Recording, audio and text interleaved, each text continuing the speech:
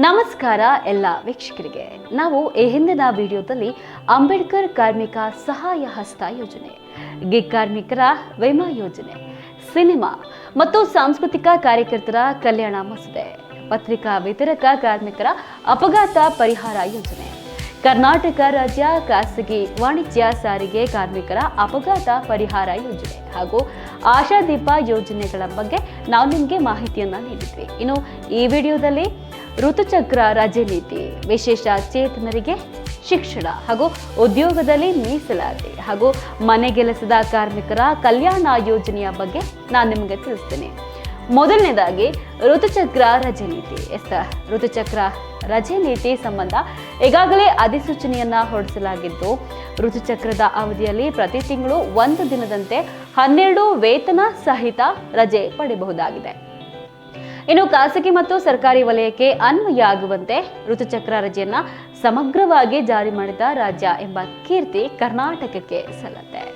ಋತುಚಕ್ರ ರಜೆ ನೀತಿ 2025ರ ಪ್ರಕಾರ ಖಾಸಗಿ ಸಂಸ್ಥೆಗಳು ಸೇರಿದಂತೆ ಎಲ್ಲಾ ಕ್ಷೇತ್ರಗಳ ಮಹಿಳೆಯರಿಗೆ ಕಡ್ಡಾಯವಾಗಿ ಅನ್ವಯ ಆಗುತ್ತೆ. ರಜೆ ಪಡೆಯೋದಕ್ಕೆ ಯಾವುದೇ ವೈದ್ಯಕೀಯ ಪತ್ರದ ಅಗತ್ಯ ಇರುವುದಿಲ್ಲ. ತಿಂಗಳ ಮುಟ್ಟಿನ ರಜೆಯನ್ನ ಆಯಾ ತಿಂಗಳಿಗೆ ಪಡೆಯಬೇಕಾಗಿದ್ದು, ಮುಂದಿನ ತಿಂಗಳಿಗೆ ವರ್ಗಾವಣೆ ಮಾಡುವಂತಿಲ್ಲ. ಇನ್ನು ಕಾರ್ಮಿಕ ಸಚಿವರಾದಂತಹ ನಮ್ಮ ಸಂತೋಷ್ ಎಸ್ಲಾಡ್ ಅವರು ತಮ್ಮ ಇಲಾಖೆಯ ಮೂಲಕ ಮಹಿಳಾ ಸಬಲೀಕರಣ ಜೊತೆ ಅವರ ರಕ್ಷಣೆ, ಸುರಕ್ಷತೆ, ಗೌರವವನ್ನು ಸಹ ಕಾಪಾಡೋದಕ್ಕೆ ದೃಢ ಹೆಜ್ಜೆಯನ್ನ ಇರಿಸಿರೋದು ವ್ಯಾಪಕ ಶ್ಲಾಘನೆಗೆ ಪಾತ್ರ ಆಗ್ತಿದೆ. ಇನ್ನು ಶಿಕ್ಷಣ, ಖಾಸಗಿ ಉದ್ಯೋಗಗಳಲ್ಲಿ ಅಂಗವಿಕಲರಿಗೆ ಮೀಸಲಾತಿ. ಕಾರ್ಮಿಕ ರಚನಾತ್ಮಕ ಸಬಲೀಕರಣವನ್ನ ಆದ್ಯತೆಯನ್ನಾಗಿಸಿಕೊಂಡಿರುವ ಕರ್ನಾಟಕ ಸರ್ಕಾರದ ಕಾರ್ಮಿಕ ಇಲಾಖೆಯು ಇದೀಗ ವಿಶೇಷ ಚೇತನರಿಗೆ ಶಕ್ತಿಯನ್ನ ತುಂಬುವುದಕ್ಕೆ ಮುಂದಾಗಿದೆ. ವಿಶೇಷ ಚೇತನರು ಮುಖ್ಯವಾಹಿನಿಯಲ್ಲಿ ಇನ್ನಷ್ಟು ಆತ್ಮವಿಶ್ವಾಸದಿಂದ ಹೆಚ್ಚಿನ ಸಂಖ್ಯೆಯಲ್ಲಿ ಪಾಲ್ಗೊಂಡು ಸಮರ್ಥವಾಗಿ ಮುನ್ನಡೆಯಬೇಕೆಂಬ ಮಹತ್ವದ ಗುರಿಯೊಂದಿಗೆ ಶಿಕ್ಷಣ, ಖಾಸಗಿ ಉದ್ಯೋಗಗಳಲ್ಲಿ ಅಂಗವಿಕಲರಿಗೆ ಮೀಸಲಾತಿ. ಇದ್ರ ಬಗ್ಗೆ ಒಂದಷ್ಟು ಮಾಹಿತಿಯನ್ನ ಹೇಳೋದಾದ್ರೆ, ಕಾರ್ಮಿಕರ ರಚನಾತ್ಮಕ ಸಬಲೀಕರಣವನ್ನ ಆದ್ಯತೆಯನ್ನಾಗಿಸಿಕೊಂಡಿರುವ ಕರ್ನಾಟಕ ಸರ್ಕಾರದ ಕಾರ್ಮಿಕ ಇಲಾಖೆಯು ಇದೀಗ ವಿಶೇಷ ಚೇತನರಿಗೆ ಶಕ್ತಿಯನ್ನ ತುಂಬುವುದಕ್ಕೆ ಮುಂದಾಗಿದೆ. ವಿಶೇಷ ಚೇತನರು ಮುಖ್ಯವಾಹಿನಿಯಲ್ಲಿ ಇನ್ನಷ್ಟು ಆತ್ಮವಿಶ್ವಾಸದಿಂದ ಹೆಚ್ಚಿನ ಸಂಖ್ಯೆಯಲ್ಲಿ ಪಾಲ್ಗೊಂಡು ಸಮರ್ಥವಾಗಿ ಮುನ್ನಡೆಯಬೇಕೆಂಬ ಮಹತ್ವದ ಗುರಿಯೊಂದಿಗೆ ಶಿಕ್ಷಣ ಮತ್ತು ಖಾಸಗಿ ವಲಯದ ಉದ್ಯೋಗದಲ್ಲಿ ಮೀಸಲಾತಿಯನ್ನ ಒದಗಿಸುವ ಮಸೂದೆಯನ್ನ ಸಿದ್ಧಪಡಿಸ್ತಾ ಇದೆ. ಇನ್ನು ಕೇಂದ್ರದ ವಿಶೇಷ ಚೇತನರ ಹಕ್ಕು ಕಾಯ್ದೆ 2016ರ ಮಾನದಂಡದ ಪ್ರಕಾರ ಕನಿಷ್ಠ 4% ಮೀಸಲಾತಿ ಅಗತ್ಯ ಇದೆ. ಇದರ ಪ್ರಕಾರ ರಾಜ್ಯದ ಪ್ರಸ್ತಾವಿತ ಮಸೂದೆಯಲ್ಲಿ ಖಾಸಗಿ ವಲಯದ ಉದ್ಯೋಗ ಕ್ಷೇತ್ರದಲ್ಲಿ ಕನಿಷ್ಠ 5% ಮತ್ತು ಶಿಕ್ಷಣ ಕ್ಷೇತ್ರದಲ್ಲಿ ಸರ್ಕಾರಿ ಉನ್ನತ ಶಿಕ್ಷಣ ಮತ್ತು ಖಾಸಗಿ ಸಂಸ್ಥೆಗಳಲ್ಲಿ 10% ಮೀಸಲಾತಿಯನ್ನ ಕಡ್ಡಾಯಗೊಳಿಸಲಾಗಿದೆ.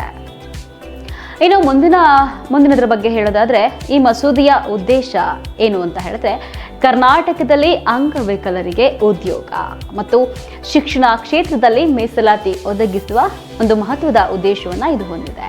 ಈ ಹಿನ್ನೆಲೆಯಲ್ಲಿ ಕಾರ್ಮಿಕ ಸಚಿವರಾದ ಸಂತೋಷ್ ಎಸ್ಲಾಡ್ ಅವರು ಮಾಹಿತಿ ತಂತ್ರಜ್ಞಾನ, ವಾಣಿಜ್ಯ ಮತ್ತು ಕೈಗಾರಿಕೆ, ಮಹಿಳಾ ಮತ್ತು ಮಕ್ಕಳ ಅಭಿವೃದ್ಧಿ, ಶಿಕ್ಷಣ ಇಲಾಖೆಗಳು ಮತ್ತಿತರೆ ಸಂಬಂಧಪಟ್ಟಂತಹ ಇಲಾಖೆಗಳಿಂದ ಅಭಿಪ್ರಾಯವನ್ನ ಪಡೆಯುವಂತೆ ಇವರು ಎಲ್ಲರಿಗೂ ಸಹ ಸೂಚನೆಯನ್ನ ನೀಡಿದ್ದಾರೆ.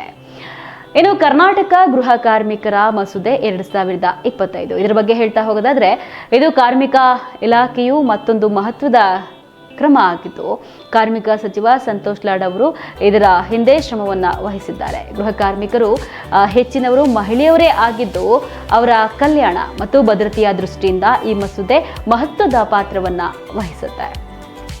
ಇನ್ನು ಈ ಮಸೂದೆಯನ್ನ ಸದ್ಯದಲ್ಲೇ ಬೆಳಗಾವಿಯಲ್ಲಿ ನಡೆಯಲಿರುವ ಅಧಿವೇಶನದಲ್ಲಿ ಮಂಡಿಸುವುದಕ್ಕೆ ಸರ್ಕಾರ ಸಿದ್ಧತೆಯನ್ನ ನಡೆಸಿದೆ.